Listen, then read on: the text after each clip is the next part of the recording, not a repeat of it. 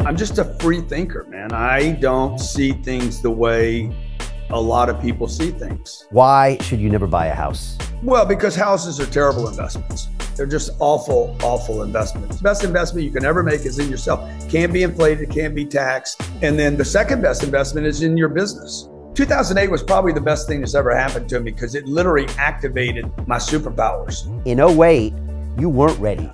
I couldn't take advantage of the opportunity. I wasn't broke, I was a coward. I was broken. My courage was like literally sucked out of me. My spirit was sucked out of me. And I'm ready this time, bruh. I'll do 10 billion in the next 36 months. When you talk to Brandon, he's gonna tell you this. I walked into the room and looked around and said, if this guy actually fills this place up, we gotta figure out what he's doing. I'm immortal, dude. I said, the only people that worry about when they're gonna expire are people that think they're mortal. I'm not mortal, I'm immortal. Walt Disney is fucking immortal. Steve Jobs is immortal, bro. Jesus Christ is immortal. Those guys did something so big. This could be worse than 2008. Could last a couple years, maybe 3 years. It's gonna be nasty, man. You have to create success for your family. Like, this needs to become the mantra. If you don't fucking get success, you are screwed. Whatever it is you don't like about me. I'm arrogant, I'm a money fucking grunger, I want fucking money, I want to be rich, I want to be immortal. All that shit you don't like about me, you could not like it in me if it wasn't in you.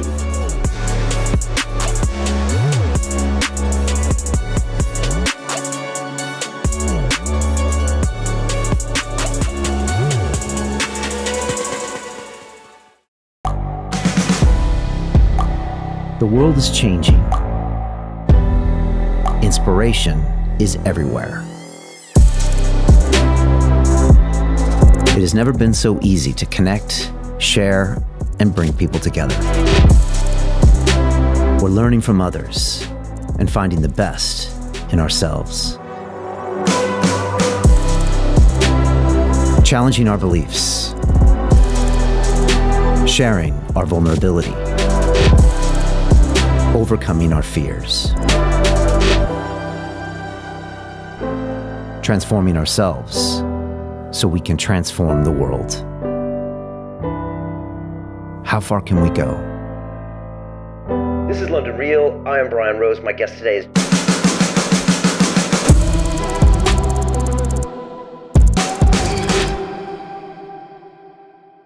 This is London Real. I am Brian Rose. My guest today is Grant Cardone, the best-selling author, entrepreneur, sales guru, and motivational speaker. You have built a real estate empire worth over $5 billion while simultaneously operating 7 companies that bring in $100 million in annual sales.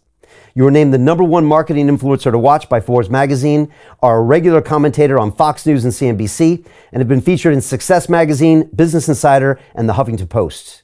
You're the author of 8 books, including the New York Times bestseller, If You're Not First, You're Last, Sell or Be Sold, the 10X Rule, which has spawned the 10X Movement and the 10X Growth Conference happening next year in Las Vegas.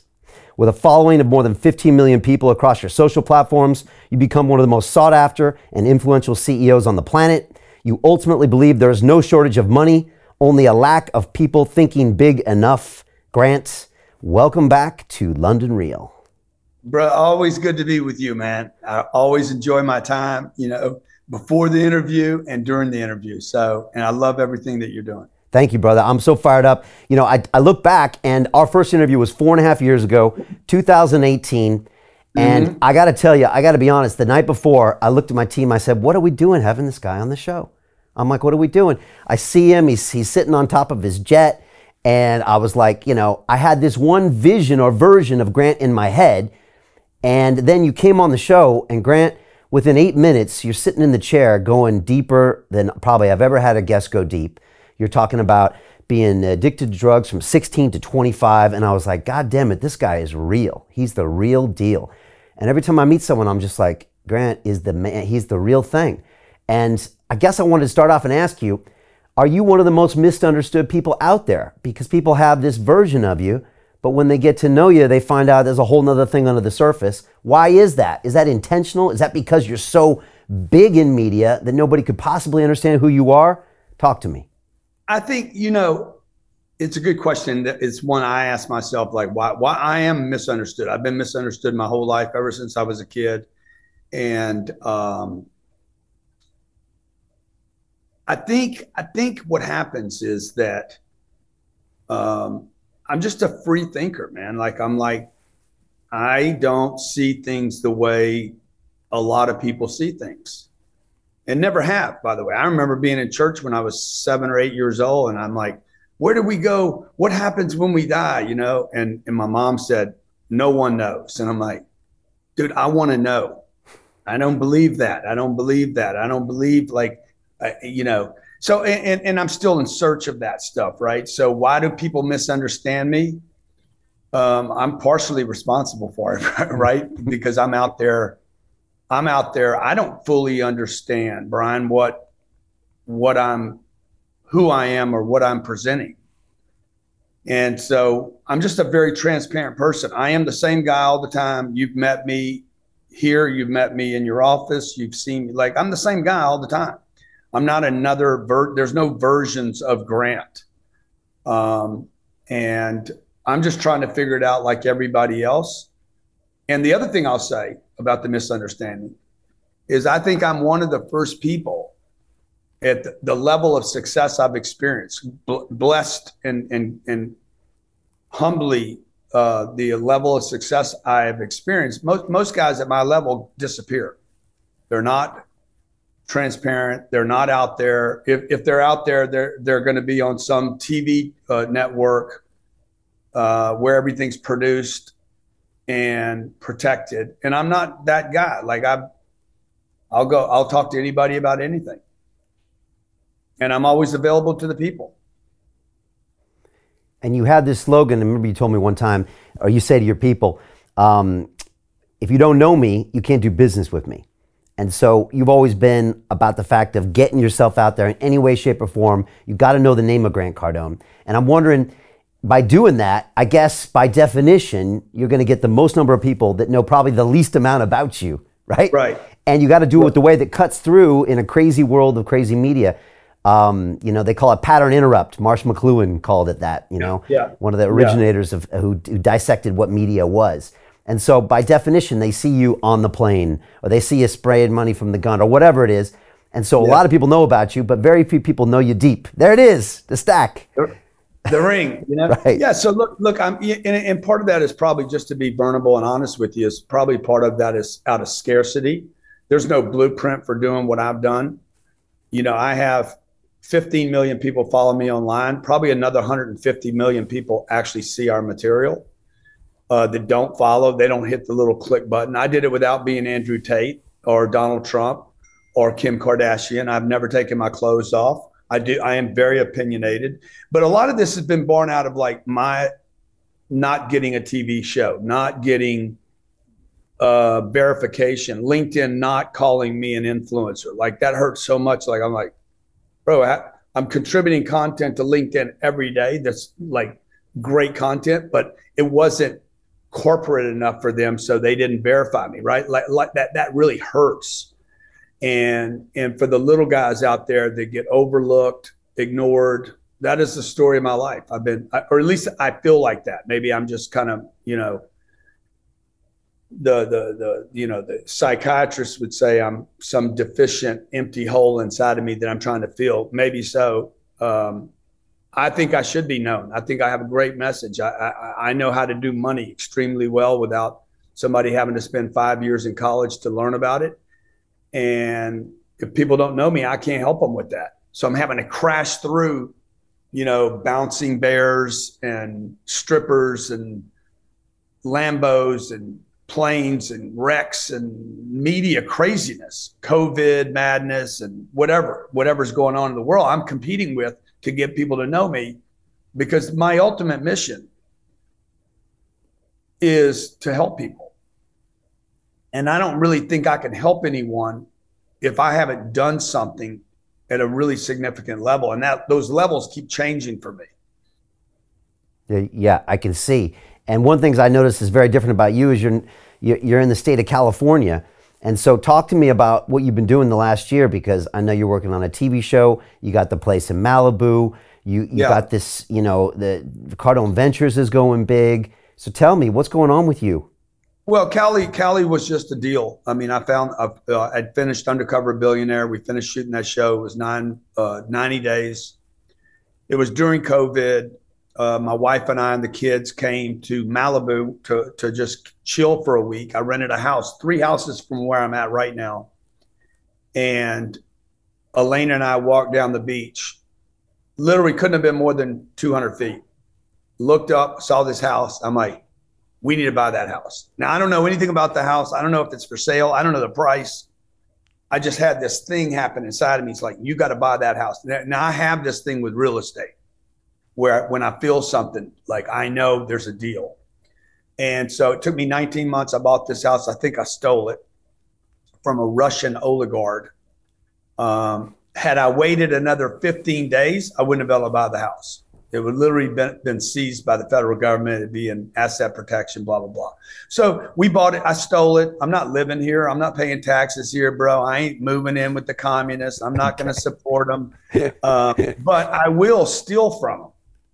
And what that means is, you know, they have a law here that says if I only stay here 179 days, I don't have to pay taxes here, which is, it's not conducive to the economics of a company, a state, or anything, because I'm just going to come in here, rob this state of its resources, roads, stores, electricity, all the infrastructure in a pipeline. I'm going to come here 179 days of the year, rob it, pay rent, you know, basically never pay any taxes here.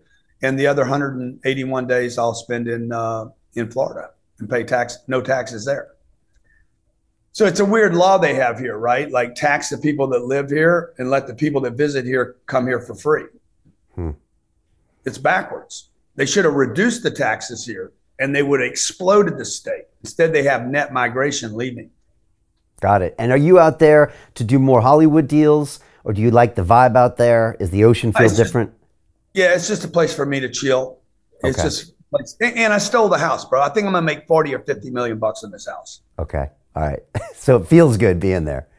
Yeah, I mean, no, I mean, I wouldn't have bought it if I didn't think I could steal it. I got a bunch of flack on the internet because people say Cardone says never buy a house, which I've said to you many times. Yeah. And I would recommend that no one buy a house ever. But I stole this. I don't really think this is a house. I think it's an investment that I'm gonna pick up 30 or 40 million bucks on. So when I tell people don't buy a house, I didn't say don't not make 40 million. You know, and refresh everybody's mind. Why should you never buy a house? Well, because houses are terrible investments. They're just awful, awful investments. If you compare a house to investing in almost anything else, but I'm not talking about the S&P or, you know, public stocks. The best investment you can make is in yourself. The return is infinite. If forever, you can never lose it. Warren Buffett talks about this. Best investment you can ever make is in yourself. Can't be inflated, can't be taxed. And then the second best investment is in your business.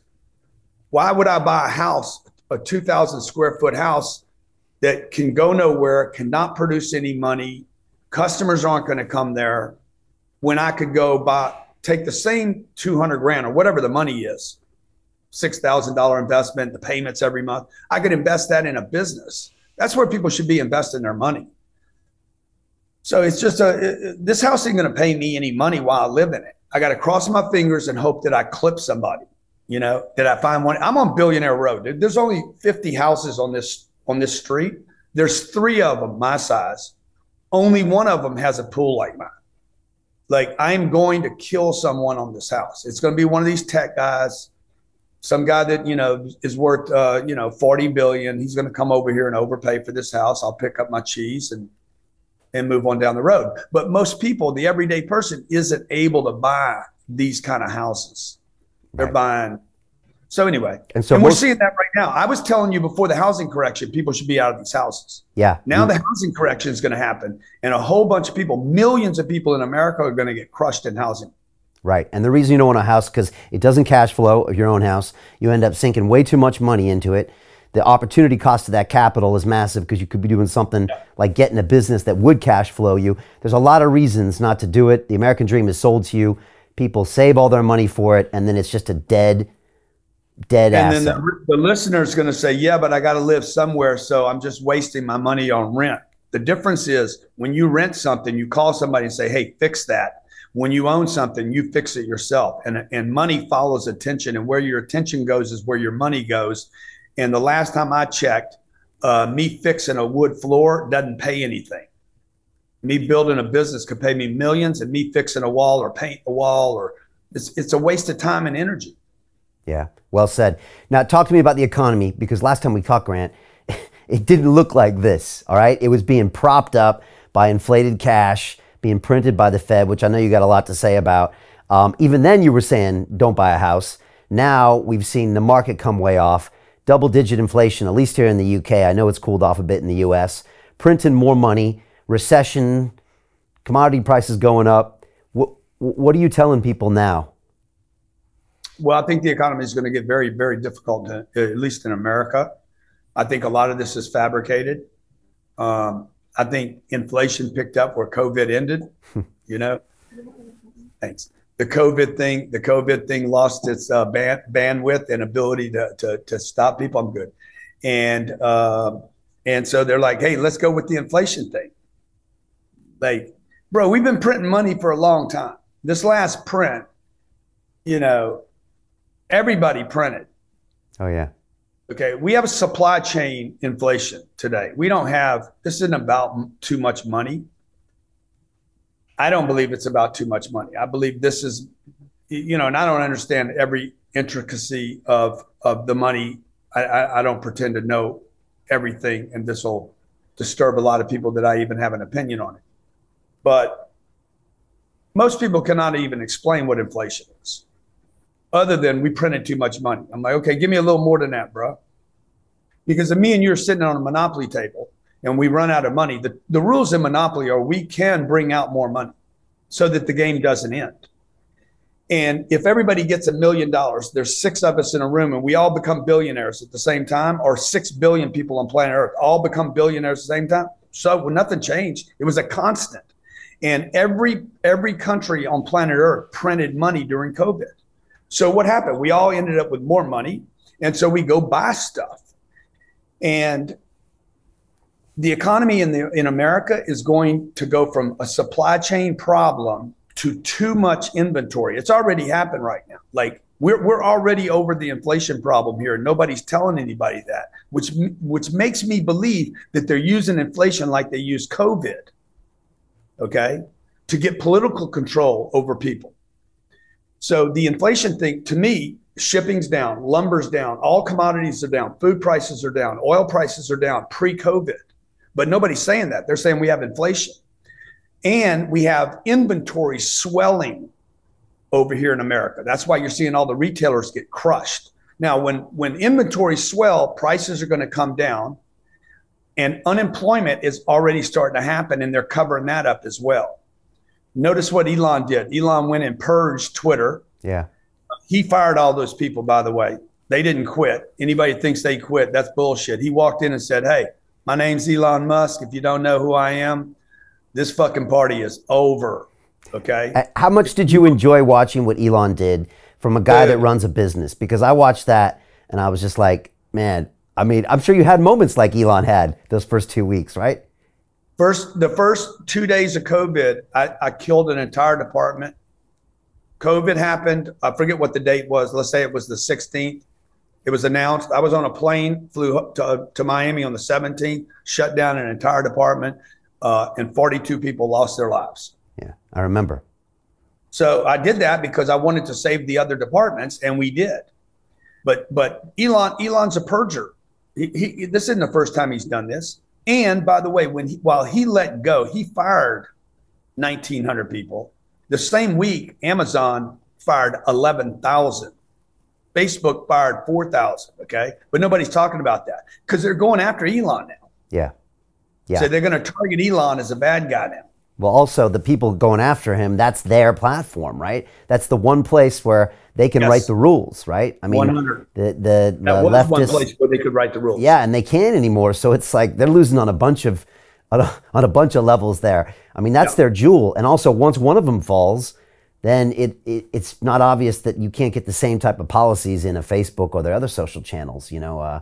Well, nobody's watching Facebook anymore, so that's over. But it's like we all assume that. I mean, look, I got censored like a madman in 2020. I know you did. And all the platforms in conjunction just dropped me. And they all, since they were all doing it together, it was all right. Imagine if there was one where a guy was like, no, we're not doing that.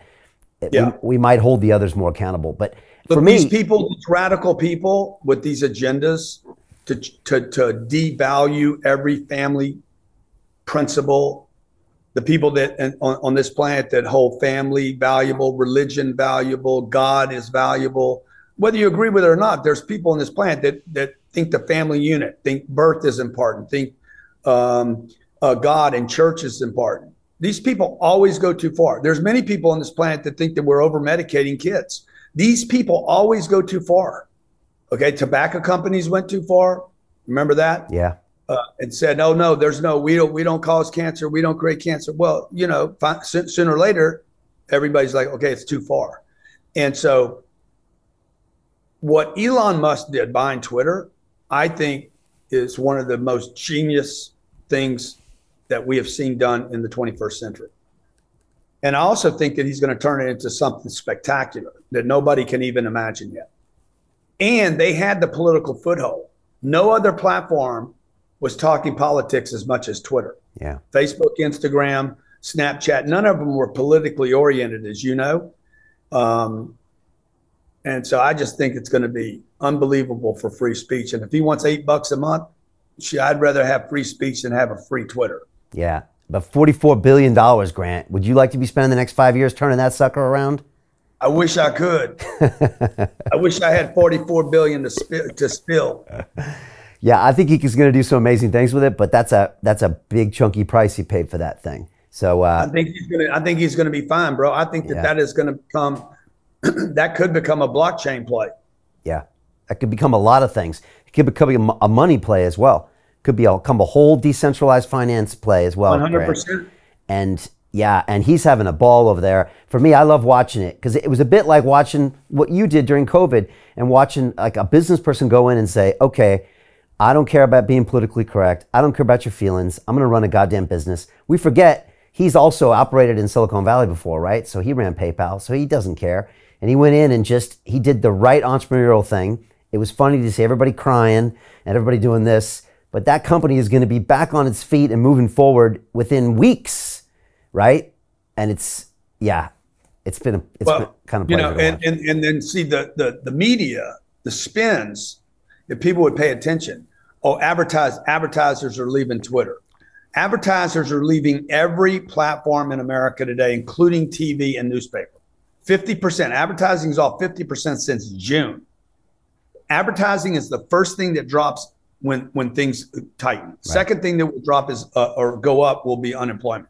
So you're going to see advertising blow out. So when they're saying, oh, General Motors left Twitter, General Motors was leaving every platform because they have a financial problem right now. Right. Interest rates are going to hit them at 7.5%, and they were subsidizing their cars at 0. So this is a massive problem, bro. This interest rate thing is going to crush housing. The mortgage industry is already laying off. Houses are at 25-year lows for activity. The Fed is going to literally make more renters in America than they printed money. Tongue in cheek, but this is going to be the greatest thing for my business. What's his name? Jeremy Powell will be the greatest thing that ever happened to apartment owners. Because you'll be able to buy them cheaper. I used to have to compete. I'm closing a deal today with Goldman Sachs. I think you used to work at Goldman, right? Not Goldman, but you know, right across the street. Yeah. One of them guys. Yeah. So I'm buying a deal from them right now. They wanted $78 million. I'm paying $56 million for it. Stealing it. Straight up stealing. And they have to get out. They have to. Their fund's over. They need it off their books. It's got to go. And that's going to happen. There's going to be tens of thousands, if not millions of those transactions that take place now. You're seeing great deals. And I'm ready. I'm ready this time, bro. Right. I wasn't ready. I'll do $10 billion in the next 36 months. Seriously. Where do you get that cash from? That's not a problem, man. If the deals are right, we're raising more money at Cardone Capital than we've ever raised. From individuals. And so from individuals. That Goldman, JP Morgan, Blackstone, BlackRock, they all ignored the retail investor. They got to do their little snooty bullshit with the wealthy people. And then they're like, oh my God, the diversity, the division between the poor and the wealthy is getting bigger and bigger. Let's give $10,000 away to some bullshit. Like, this is they only let the rich invest with it. Go try to start an account at Goldman Sachs. How much you need at Morgan Stanley to get a real conversation with somebody? 5-10 million? At least. Yeah, probably more in private. And you probably need. I walked in a meeting, I was worth 300 million. They didn't even look at me. Didn't even talk to me. I said, hey, let me ask you a question. I know this chick I'm with is worth $2 billion, but you guys didn't even goddamn, you treated me like I'm, a munchkin. And he's like, bro, the reason we don't spend any time with you is because you're illiquid. And I said, yeah. And he's like, you're not a target for us. Literally, that's the words out of Wall Street. You're not a target for us because you're illiquid. And the thing that I learned when I walked away was be illiquid. You're not a target. So that cash is king is bullshit. Yeah. Because you're not going to generate fees for them being illiquid. So exactly, they're not interested. Yeah. People don't understand the Wall Street mentality. I mean, I grew up there, when I was 22 years old, I got placed in the middle of it. And it's a culture that just isn't going to change anytime soon. And it's hard to explain that to people. I got on the trading floor and I got 2 phones in my hand. People were yelling. I had thanks to the exchanges. And I got taught, basically, you rip the throat out of your customers. And that's what you do. And that's what we've been doing for 100 years. And they're going to do it for another 100 years. And that's it. That's not going to change. You're never going to change. You say cultures change. It's not going to change on Wall Street. You've seen it. So that's why you come along. It's the innovator's dilemma, right? They'll never do what to you looked obvious, right? Give retail the opportunities the big boys are getting and pass through the cash right to them. That's what you going on my phone and saying, hey guys, I created a distress fund. I'm not going to go to the wealthy families in America. I'm not going to the JP Morgans and the Bank of Americas and the Wells Fargo. By the way, you don't know anybody at any of those companies. I'm not going to Goldman or JP. I'm not going to these people. I'm going to you guys. I'm going to let the marginalized everyday person, this guy could have 10 grand or he could have 10 million. $10 million families are overlooked in America. They do not get a chance to invest in institutional quality real estate that cash flows. So when you ask me where the money's going to come from, it's going to come from ordinary, everyday people that Wall Street has completely ignored. And I'm going to make those people partners with me in real estate deals that last 10 years or longer. So we're not generating fees to sell. As you know, the big institutions, they have 3 and 5 year funds. And they say that it's for you to get out in 3 to 5 years. But the truth is, it's so they can get their damn fees in 3 years. Right. And put you back in the next fund. Right. Exactly. Put you in the next fund, get their fees on the exit, blah, blah, blah. So is anybody we charge less than Blackstone. We let anybody in. We pay every month. They don't pay every month. None of them. Not one of them on Wall Street sends an investor a check every month. We do. And then we only buy institutional quality assets. And the money's coming in faster now than it was pre-interest rate violations or volatility. Is anybody trying to do what you do? Mm-hmm. Yeah, I think a lot of people are trying to knock it off.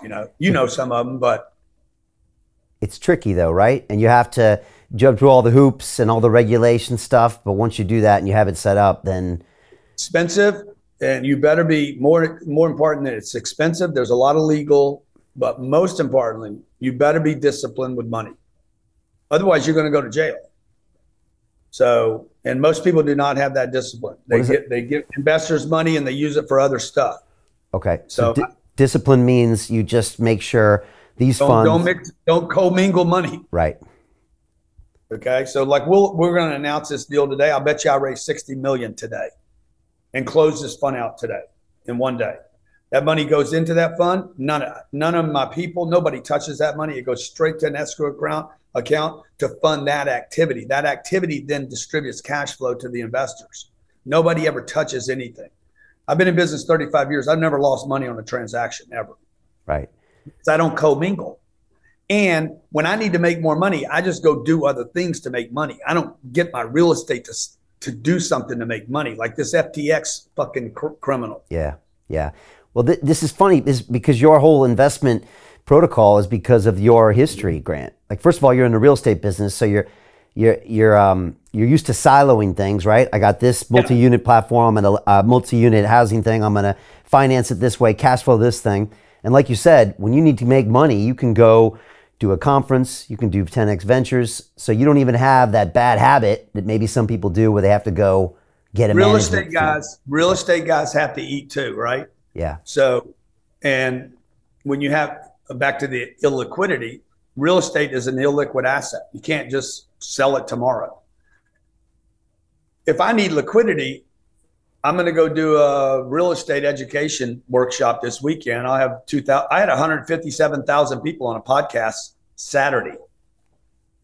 So I'm going to sell some small, tiny percentage of those people are going to buy product from me.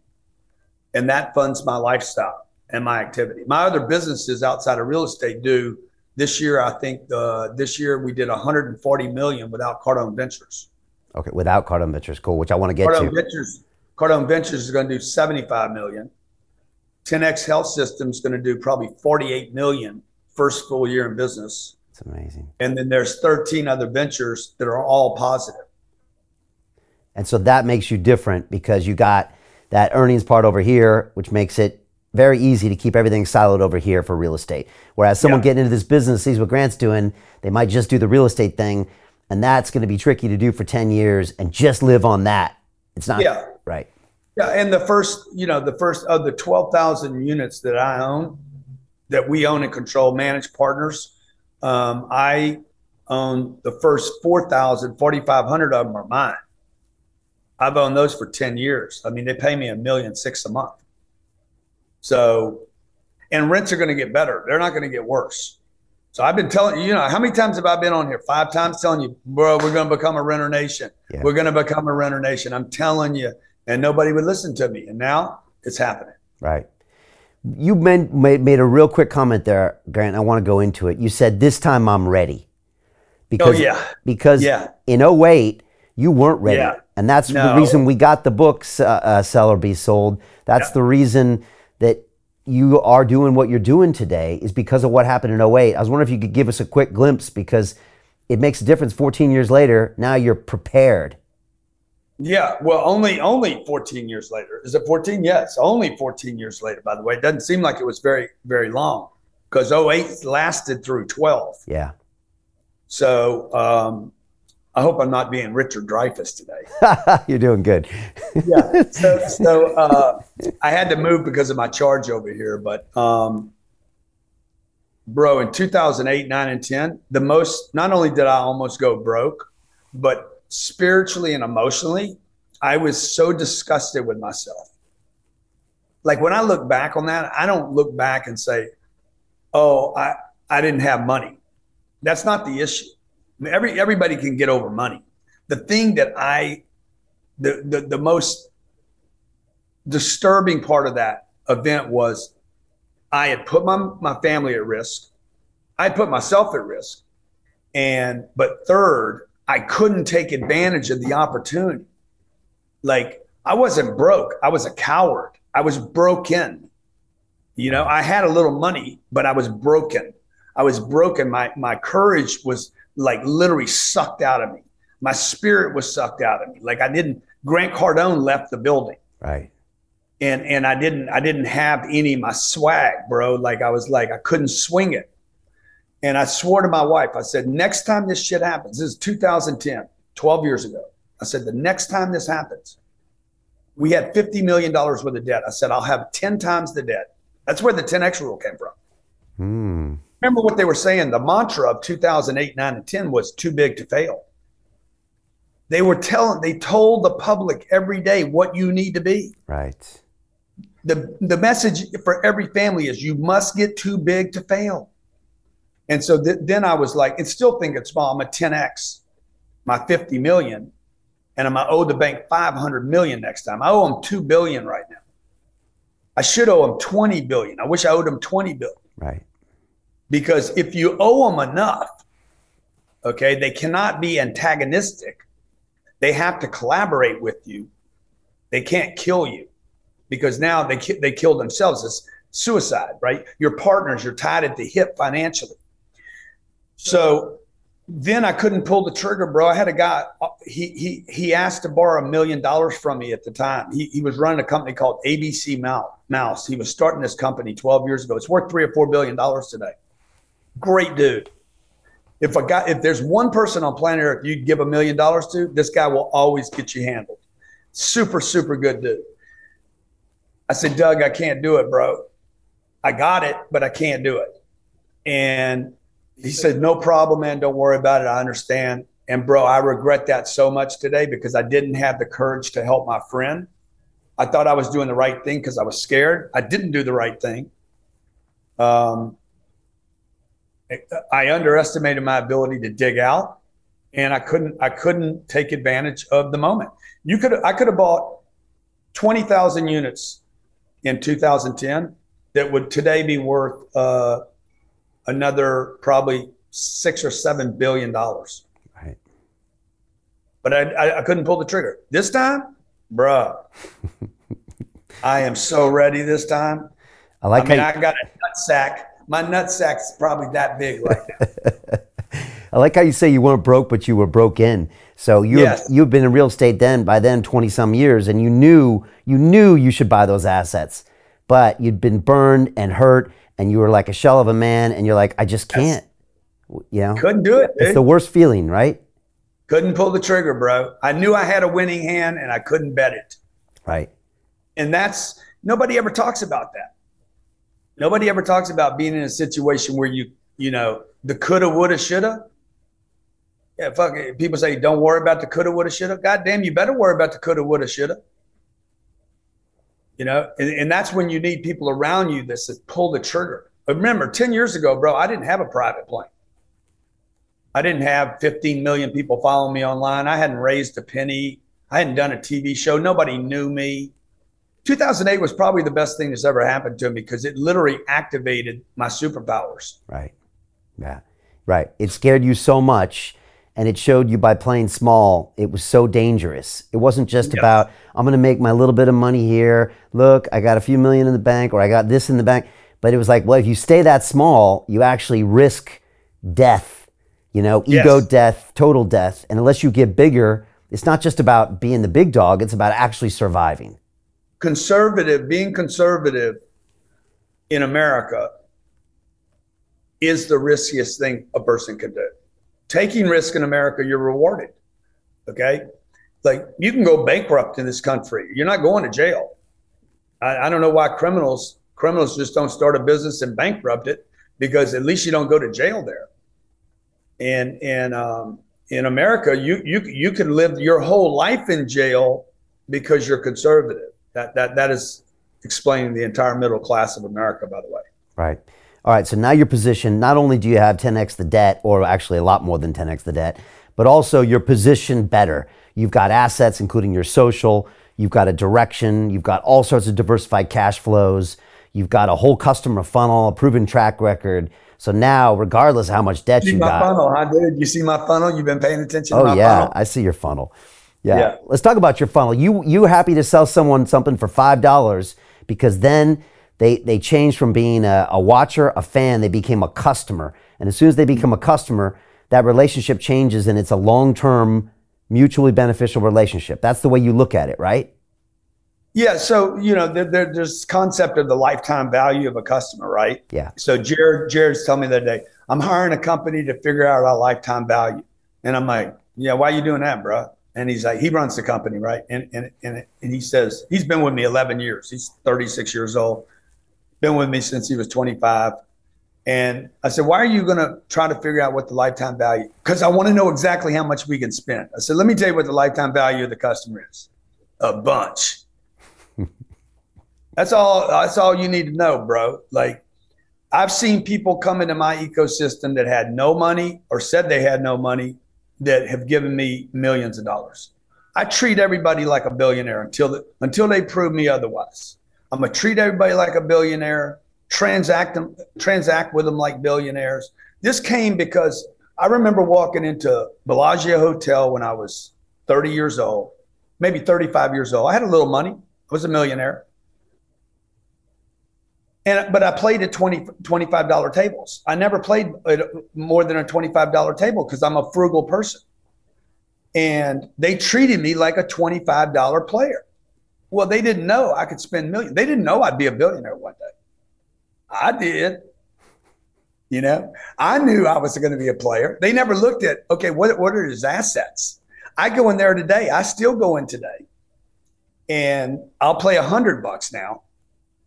When a guy next to me is playing 10,000 at the same table, I know I'm worth more than the guy is. Like, he's probably going to go broke there. And they treat me like a $100 player. They don't know how much bank I got. And so that's a really good lesson for everybody. Treat people like billionaires in your funnels too. Free books. We give out 1,000 free books every single day.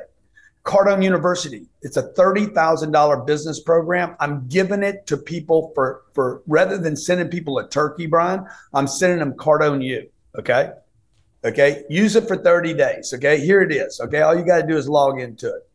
So I actually play on mooches, people that are cheap, people that don't want to spend money, people that want things for free. I'm like, here, I'll give it to you. It builds out the top of my funnel.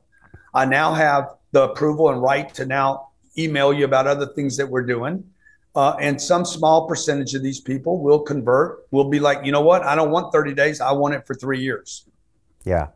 But does this also only make sense because of your real estate asset business? No.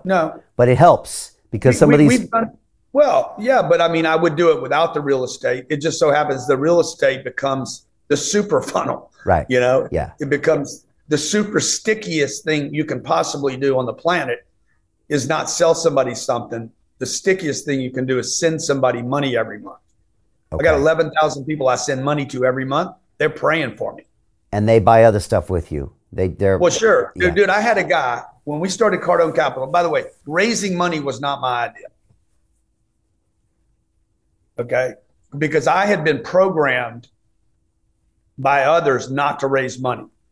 Man, don't do it, man. It's a problem. It's a pain in the ass. You heard all the bullshit. Isn't it amazing how everyone always wants to tell you how something, just because you haven't done it before, there's all these things and the Wall Street guys. But you're exactly. Like, but you've done 100 new things in your life before and you're thinking to yourself, this is just 101. How hard can it be? Yeah, exactly. So, well, I was very indoctrinated on this don't raise money thing. Okay. And so I was like, yeah, I'm not doing that because of the legal issues and it sets you up for lawsuits. And then I also had some money already. I already had money. Right. So I already had significant net worth. I already owned a plane before we raised 1 penny. So I had a plane paid for in cash, a Gulfstream 550 paid for in cash before I ever raised $1 for Cardone Capital. So if people go back and look at the track record, they'll see, oh, he had the plane already. Well, you can't buy that with investors' money if you hadn't raised any money yet. So I went to Wall Street with this woman, this $2 billion woman. Yeah. Went into the meeting. I went into the Goldman Sachs towers, and I'm hearing myself say, they said, don't take other people's money. Dude, those buildings are so like, they're massive and they own these buildings, right? Yeah. And I'm like, don't take other people's money. And I'm like, this is what they did. All of Wall Street was built on other people's money. And then I saw how they ran these meetings. We were there 3 days. To continue watching the rest of the episode for free, visit our website londonreal.tv or click the link in the description below.